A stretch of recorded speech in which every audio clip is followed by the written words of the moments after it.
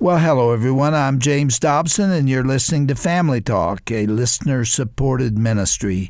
In fact, thank you so much for being part of that support for James Dobson Family Institute.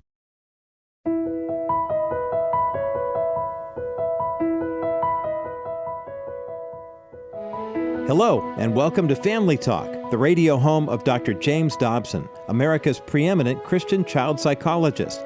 I'm Roger Marsh, and Family Talk is the listener-supported broadcast division of the Dr. James Dobson Family Institute.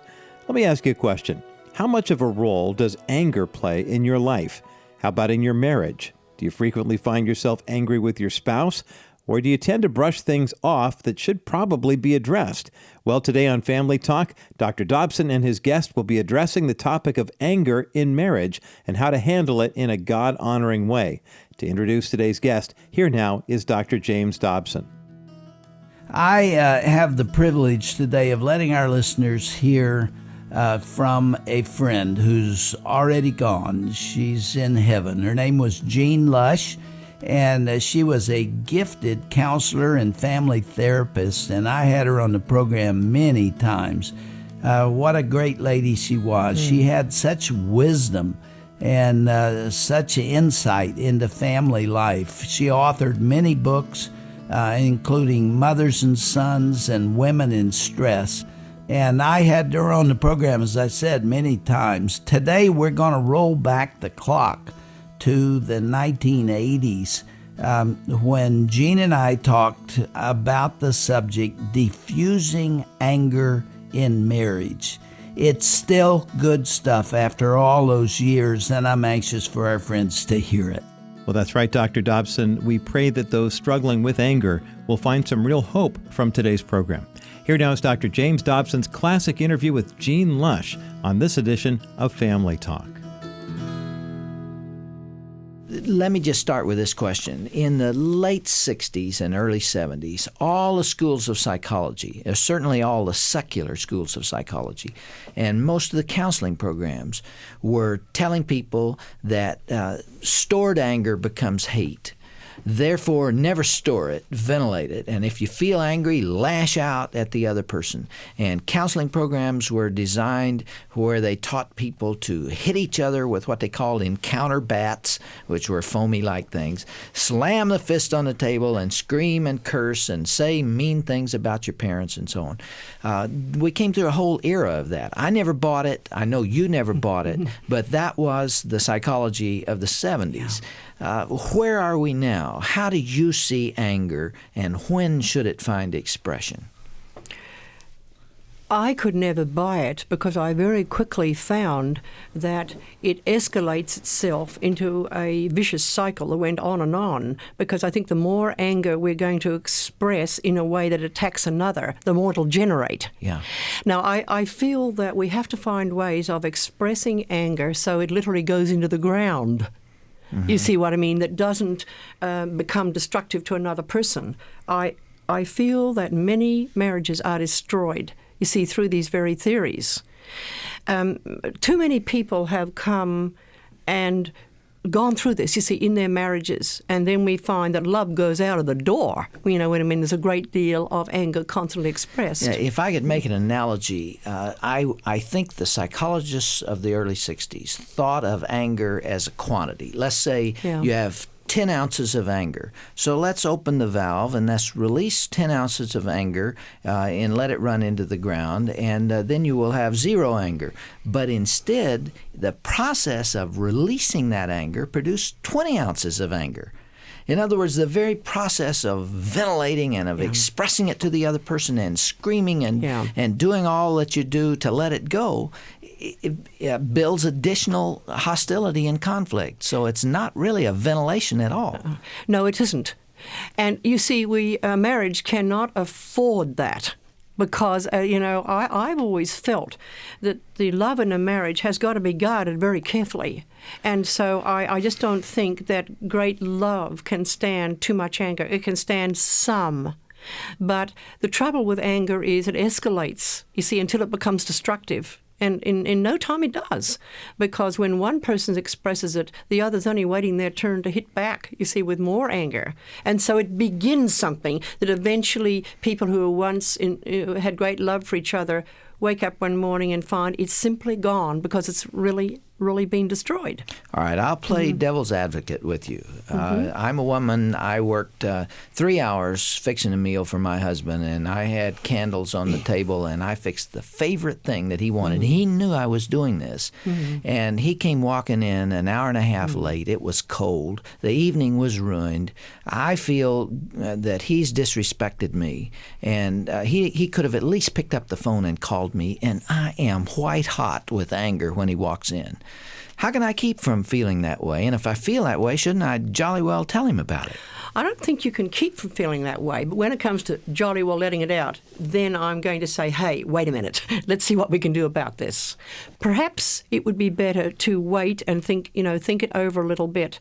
And because if we do it right away, okay, so we'll take that point that the brute has disregarded all our feelings, and I don't feel loved, you see here. Yeah. All right, when he walks in at that time, our tension is high, isn't it?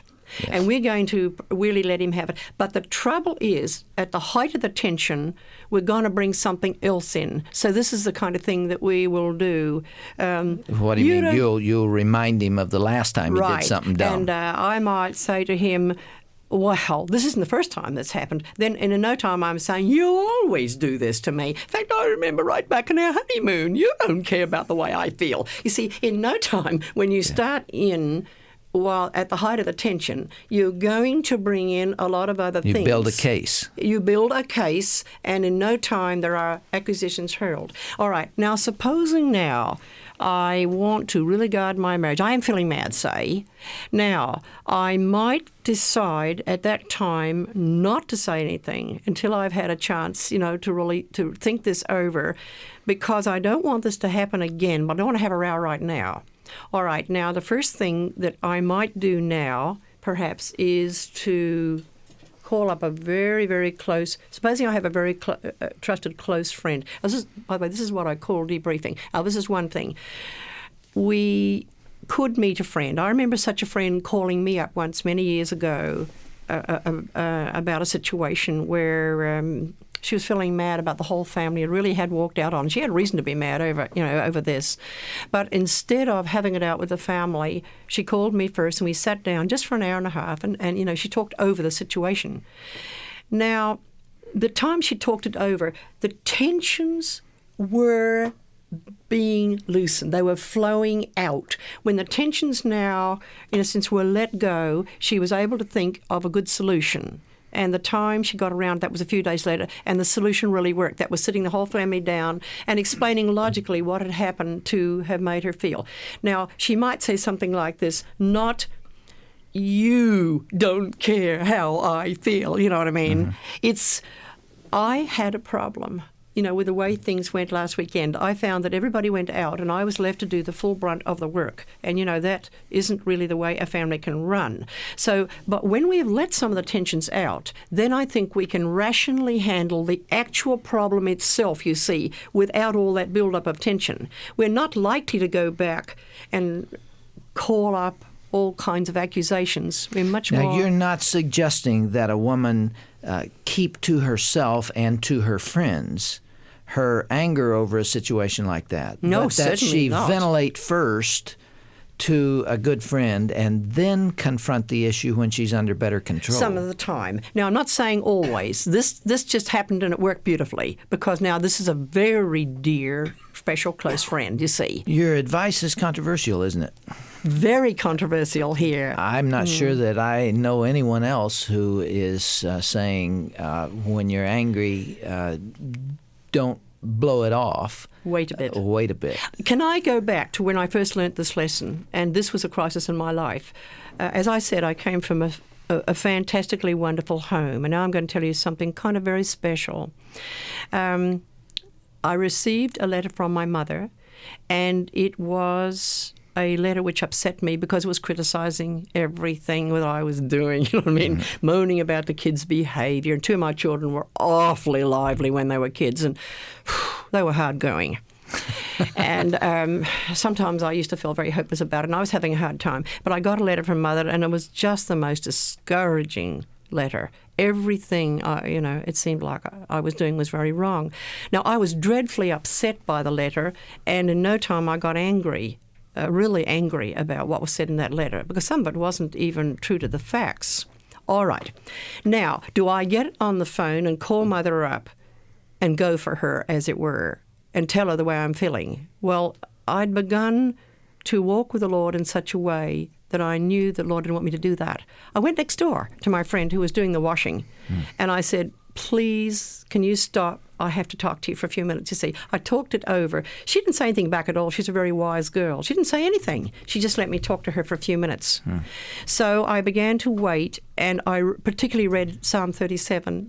That really is a good woman's psalm, because it says, hey, Fret wait not a bit. when other people do wrong. Wait a bit, it says. And so I decided that I would not answer my mother at all. I would just wait until the Lord's time to deal with that. Mind you, I was still feeling very hurt and very angry, and I think I had every right, probably, to have called her up and told her how I feel. Oh, by the way, at the height of how I felt, I said, this is it. I will never see my mother again. You get those feelings Sure when you you're do. first angry. Man, can you do damage when you're first angry? And so luckily, it was the Lord that held me from doing that.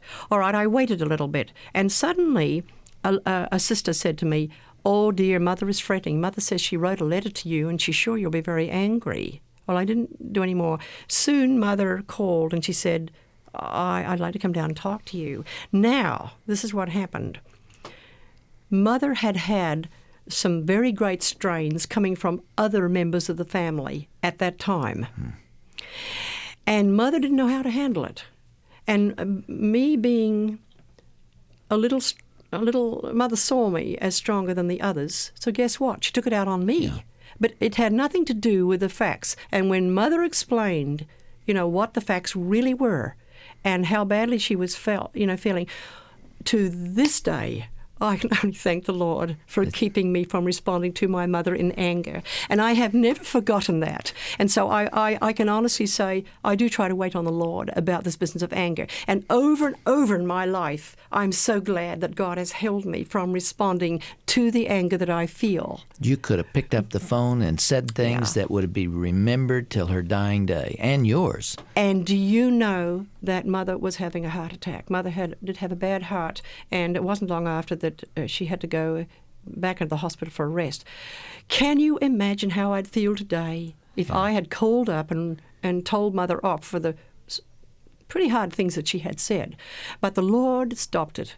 And slowly I debriefed that. And look, another thing, the longer you take over thinking about it, brings healing. Look, time does bring healing. When we're angry over something or with somebody, it's always wise to wait a bit, because I don't think we're necessarily storing up anything that's going to hurt us, especially if we deal with it properly. And as a matter of fact, it's been discouraging to me to not be able to remember the details of what I was so angry over a few weeks ago. Have you ever gone back and said with your wife, you remember that fight we had? What was that again? What had you done? And your partner says, well, I don't remember, but boy, I was sure mad. All of that is gray. Except for the highlights or the lowlights, the most significant moments, it's all a blur. Yeah, it's the contradiction between the intensity of feelings at the moment and these insignificance of things just a few weeks past. Now, there's another thing that I think, now again, is it okay for me to refer to another experience? Absolutely. It seemed to me I learned by this experience. Now, this experience happened, I think, about the same time as one with my mother.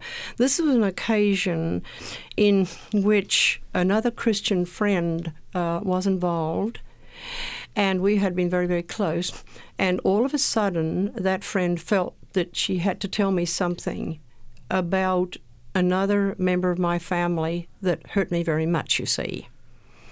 And I was terribly, terribly angry. I never remember at any time in my life feeling so angry with a friend that I had never had a crossword with up to this time.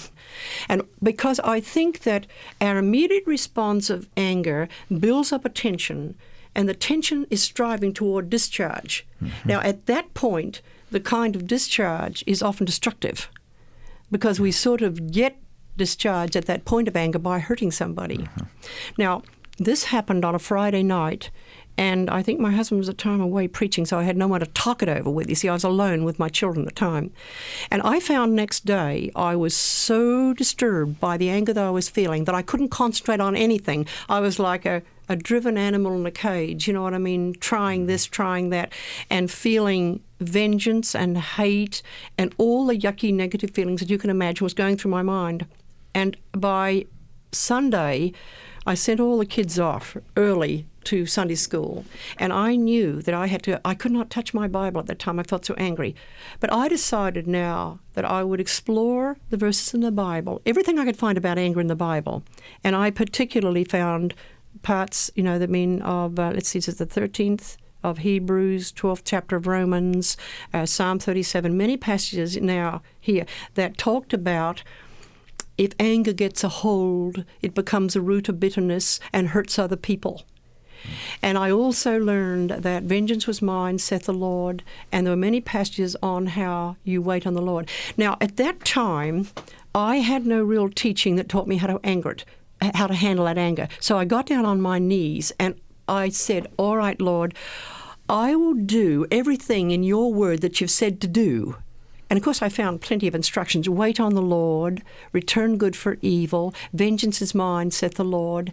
And it suddenly dawned on me, now, by the way, now I can give a name to it, but I didn't. I released my right to have that anger to the Lord. On my knees, I said, all right, Lord, I give it to you. I can't help the way I feel, but I give you the resolution of this. You see, I won't do anything now. I'm not going to do a thing. I'm going to give it over to you. Now, that was about on a Sunday. I was able to continue my work that day. It was so interesting because Monday I found I did quite a lot of work. I still felt pretty mad, but it was ebbing. And I had a feeling the Lord was going to undertake. Now, a very strange thing happened. When that girl got home, her husband said, what'd you go all the way up to Jean's for? And she said, I thought you really ought to know about these things that are going on, the kind of rumors. He said to her, you little fool, was what he said. Those things are not true. He told her then how they came. There was no truth in what the girl had believed. And he said, I'm so upset with you for doing that. He said, you better get on that phone. You better get a hold of her. Now, the strange part was, never had I been so angry with anybody in my life as I was at that time. By the Tuesday night, when my friend called, and she said, how can I ever put this right? I find now what I said to you wasn't true. But the funny thing was I said, forget it. Just not bother with it. But, the Lord had done that. See, by releasing my anger to the Lord truly took it out. We went on with our work tremendously, and it was gone. Now, this is for the Christian. Jean, let's talk about other things for the Christian and the non-Christian. I suppose this would work in both contexts. But not only can you ventilate anger by talking to a friend and waiting, what about exercise as a debriefing or a reduction of tension? I call that defusing. Now, there comes a time when we're really mad, here and now. We're feeling kind of vicious with all the tension, that we can really translate that into action. This is the time to clean the basement out, clean the garage out, go prune those prickly roses, go dig the garden. And when I'm with groups and dealing with this, it's fun to hear the different ways. Women know how to diffuse very often. And the things they say, a lot of them, of course, say they just go shopping. And they walk round and round until some of this is ebbed out. And so women have learned in many ways, I think, already to deal with this. But debriefing I call more talking it out or doing something creative. A woman may play the piano. By the way, I don't despise listening to TV either at this time. I think often we vicariously identify with characters on the TV that may be doing something aggressive. It's almost like we transfer our anger harmlessly to somebody else who's acting it out for us. And so I sometimes think that TV has some uses, very great uses there. And I think men who, watching the sports and the cops and robbers, have you ever watched a man watching sport? He leaves his seat, he sometimes jumps into the air, and you can see men diffusing, as they watch sport. And they are clenching clenching their fists, they're moving with it. You see, they are literally letting go tensions built up during the day vicariously, sometimes as they watch, well, healthy competitive aggression in others. We know men are more aggressive than women, generally speaking. That's a generalization, but Yes, that yes. tends to be true. Are women more or less angry than men? Now that's a difficult one for me to even guess at. I think that women have a longer time lag over a lot of things than men do. Like a man can make up his mind, and the funny part is his emotions tend to come quickly in behind the decision. But I think with often the woman makes a decision, but the emotions don't come into line that fast. I've often called it, there's an emotional time lag, you see, that operates, I think, with women. I'll probably get chewed up for saying this, but it's happened before, so I'll cope with it. I don't know whether men or women have a greater anger. I don't know in which sex there's the greatest anger. But I do firmly believe that there is more anger at the mate on the part of women than there is on the part of men. Mm-hmm. I believe women are more angry at their husbands than their husbands are at their wives. Husband's anger may be directed at his boss or his competitor or as someone outside the home. But when it comes into the domestic situation, it seems to me what a man most wants from his home is tranquility. He wants to come home to a tranquil home. He wants the kids under control. He wants them clean. He wants the house reasonably straight. And he wants the washing machine working. And he wants his wife happy. And often he comes home instead to a very angry wife. Yes, I think I'm going to go along with that too. And I think that often women hold over perhaps anger a little longer. As I watch people getting over affairs, particularly, I think, I've seen sometimes men deal with it faster than women and put it behind them, where women take a long time perhaps, to get over the same kind of hurt in their mate. So maybe I would, really go along with that. Let me try to summarize what you've been saying, and you tell me whether I've done it correctly. Your message, in essence, is that instead of doing what your impulse first tells you to do, which is to pull up every dirty, nasty, mean thing you can think of and hurl it in anger at your partner when he has offended you or she has offended you, you are suggesting that they take a few moments or maybe a day or two to work through that anger and then come back to that person and deal with the issue. You are not saying they should ignore the issue and let it be accumulated. No, I'm not at all. I am saying, though, it needs time. Look, I think hurling anger, again, is a luxury you can't afford in a marriage. Oh, yes, it brings immediate catharsis, perhaps, but you're going to have something bitter there to deal with that goes on and on and on. And so it does not pay in the long run. And so I feel that people have got to regard love as a tender, fragile thing that has to be guarded all the time. And it can't handle anger, or very little of it, is the way I feel about it now. I don't think love is a tough, eternal thing at all between a man and a woman. And this is why I say, hey, husband and wife, be careful how you use your anger. Be careful how you use your anger. And above all things, your marriage isn't the place to vent all that anger, even though your other spouse has upset you. And that's the way I feel about it, very strongly. Jean, thanks for being our guest again. Such a needed discussion today here on Family Talk. Dr. Dobson was talking to his late friend and colleague, Jean Lush, about anger in marriage and how to handle it in a God-honoring way. Now, the interview you just heard was originally recorded back in 1983, but the principles that Jean shared are biblical and still as applicable today as they were nearly 40 years ago. Jean Lush passed away in 1996, so we feel very privileged to share her insight and wisdom to a new generation of couples via today's broadcast. Jean was a state-licensed counselor, a therapist, and a frequent guest of Dr. Dobson's back in the Focus on the Family days. Now, if you missed any of today's program or were encouraged by it and would like to share it with your friends and family, just visit drjamesdobson.org/broadcast. While you're there, you can listen to the entire episode or even request a CD copy.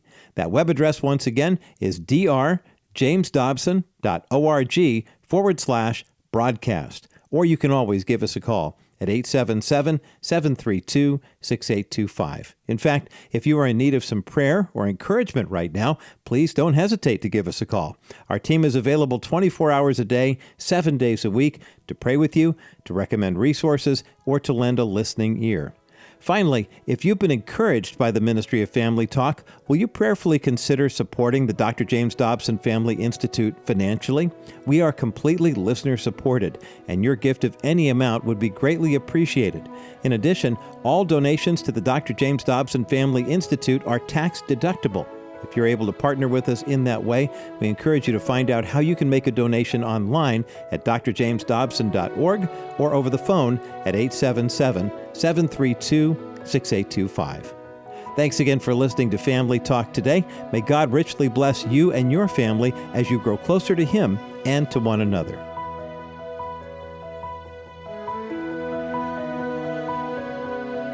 This has been a presentation of the Dr. James Dobson Family Institute.